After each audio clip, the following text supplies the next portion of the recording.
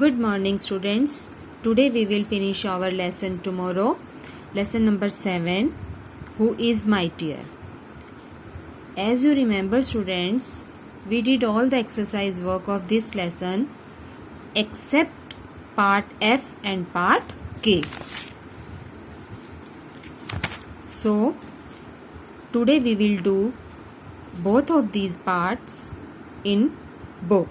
So you all have to open page number 72 in your English course book and let's start to do part F. तो इस part को करने से पहले you all have to read these sentences. लेकिन इनसे भी पहले मैं आपको इसका मीनिंग समझाऊंगी. Let's start to read it. The apostrophe इसे बोलते हैं, ठीक है. The apostrophe and the letter S together. Apostrophe के साथ अगर हम एस लगा देते हैं तो इन दोनों को एक साथ लगाने का मतलब ये होता है कि show that something belongs to someone. जब हम अपोस्ट्रॉफी के साथ एस लगाते हैं तो हम इस बात को शो करने के लिए ये लगाते हैं कि किसी चीज़ की कोई चीज़ किसी से संबंधित है. जब हम कोई चीज़ किसी से संबंधित होती है तो उसको शो करने के लिए हम अपोस्ट्रॉफी के साथ एस का यूज़ करते हैं. इस बात को आप और अच्छी तरह से समझ सकोगे जब आप ये वाले सेंटेंसेस रीड करोगे. तो let's start to read it. Read the following sentences. The man's coat was black. आदमी का कोट ब्लैक था. किसका कोट? आदमी का. तो कोट किससे संबंधित है? मैन से. तो इसलिए हमने मैन के साथ अपोस्ट्रॉफी लगाकर एस लगाया. अपोस्ट्रॉफी एस लगाया तो इसका मतलब हो गया कि आदमी का कोट, ठीक है.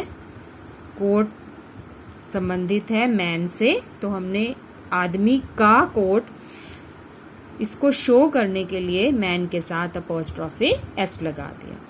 इसी तरह the sun's heat was unbearable. सूरज की गर्मी असहनीय थी.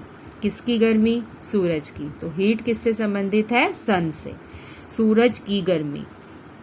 तो हम सूरज की गर्मी हमने इसको शो करने के लिए सन के साथ अपोस्ट्रॉफी एस का यूज किया, ठीक है. The word man tells us that the coat belongs to the man. तो वही बात है जो अभी मैंने आपको समझाई कि मैन्स हमें ये बता रहा है कि जो कोट है वो मैन से संबंधित है. The word sun's tells us that it is the heat of the sun. जो वर्ड ऐसे सन है, सन्स के साथ हमने अपोस्ट्रॉफी एस लगाया है. सन्स हमें ये बता रहा है कि हीट किसकी है? सन की, ठीक है. तो let's do the part F. Rewrite these sentences using an apostrophe and S. हमने इन सेंटेंसेस को दोबारा से लिखना है और उसमें अपोस्ट्रॉफी एस का यूज करना है. The book belongs to Suman. Book किसकी है? सुमन की. बुक किससे संबंधित है? सुमन से. तो किससे संबंधित है? सुमन से. सुमन की बुक. तो हम क्या लिखेंगे? द सुमन. सुमन के साथ अपोस्ट्रॉफी एस लगाएंगे. Book. The Suman book. Suman की book. The pen belongs to Asif. Pen किसका है? आसिफ का. आसिफ का pen. The Asif apostrophe s pen. The Asif's pen. The bottle belongs to Tom. बोतल किसकी है? टॉम की. टॉम की बोतल. The Tom's bottle. The bangle belongs to Sandy. Bangle किससे बिलोंग करती हैं? किससे संबंधित है? सैंडी से. सैंडी की बैंगल. तो हम क्या लिखेंगे? The Sandy apostrophe S bangle, ठीक है. आई होप आप सबको समझ आ गया होगा अच्छी तरह से. तो इसके बाद अब हम करेंगे part K. So you all have to open next to next page number 74. Part K writing time. Use any 3 adjective each for the sun, the wind and the man. Frame sentences with each. आपने sun, wind और man के बारे में 3 adjective विशेषण लिखने हैं और फिर उनको आपने सेंटेंसेस में भी यूज करना है। एडजेक्टिव मैं आपको टॉपिक पहले भी समझा चुकी हूँ। एडजेक्टिव को हिंदी में विशेषण बोलते हैं। जो शब्द किसी की विशेषता बताते हैं हम उन शब्दों को विशेषण कहते हैं। तो उनको हम इंग्लिश में क्या बोलते हैं? एडजेक्टिव्स। तो मैंने ये ऊपर डाल दिया है डन इन नोटबुक, क्योंकि ये क्वेश्चन मैं आपको नोटबुक में नोटबुक में अब आप कर ही लोगे। ये क्वेश्चन मैं आपको नोटबुक में करवाने वाली हूँ, इसीलिए मैंने बुक में ये लिख दिया डन इन नोटबुक कि हमने ये वाला क्वेश्चन बुक कॉपी में किया है।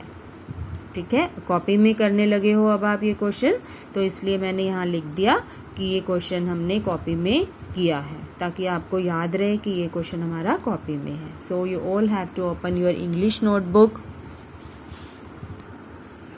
First of all mention lesson number 7, then lesson name, who is mightier, page number 74, exercise work, writing time। ये मैंने डिटेल लिख दी है ताकि आप भी कंफ्यूज ना हो। उसके बाद मैंने के पार्ट लिखकर उसका क्वेश्चन भी नोट डाउन किया है कॉपी में, आप भी ऐसे ही करेंगे। फिर मैंने द सन, सबसे पहले मैंने सन के 3 एडजेक्टिव लिखे हैं, हॉट, ब्राइटली, हार्डर। हॉट का मैंने सेंटेंस बनाया है the sun is very hot. Brightly का बनाया है the sun begins to shine brightly. Harder का बनाया है द सन शाइन्स हार्डर। ठीक है,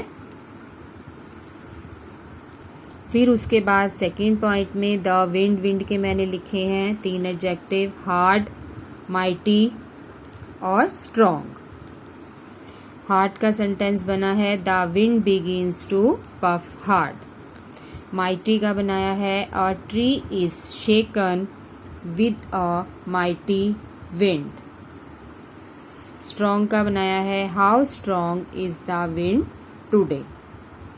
ठीक है, उसके बाद है मैन, द मैन में बनाया है लॉन्ग, ब्लू, रेड। लॉन्ग का सेंटेंस बना है the man was wearing a long coat. Blue का बना है the man was wearing a blue hat. Red का बनाया है the man was wearing a red shirt. ठीक है, तो अब स्टोरी में भी जो मैन था उसने लॉन्ग कोट पहना था, ब्लू हैट पहनी थी और रेड शर्ट पहनी थी। तो मैंने उन्हीं से रिलेटेड एडजेक्टिव लेकर उनके सेंटेंसेस बना दिए हैं। आप इनके अलावा भी एडजेक्टिव लेकर उनके सेंटेंसेस बना सकते हो, लेकिन उन सेंटेंसेस का यूज़ उन एडजेक्टिव्स का यूज़ आपने सेंटेंसेस में करना है।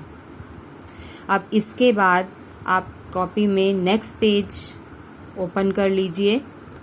नेक्स्ट पेज में आपने मेंशन करना है lesson 7 and then lesson name, who is mightier. फिर आपने डिफ़िकल्ट वर्ड्स लिखने हैं। मैंने आपको 10 डिफ़िकल्ट वर्ड्स लिखवाए हैं जो आपने अपनी कॉपी में एज इट इज़ नोट करने हैं। तो let's start to read it. First word is mightier, powerful, harder, strong, puff, tightly, walking, sweat, weather, quietly. ठीक है, स्वेट का मीनिंग होता है जैसे पसीना आता है ना, तो पसीना हो जाता है इसका मीनिंग। तो वेदर मौसम, क्वाइटली चुपचाप। तो इनके मीनिंग आपको सबके, वैसे मैंने स्टोरी में आपको सबकी हिंदी समझा दी है।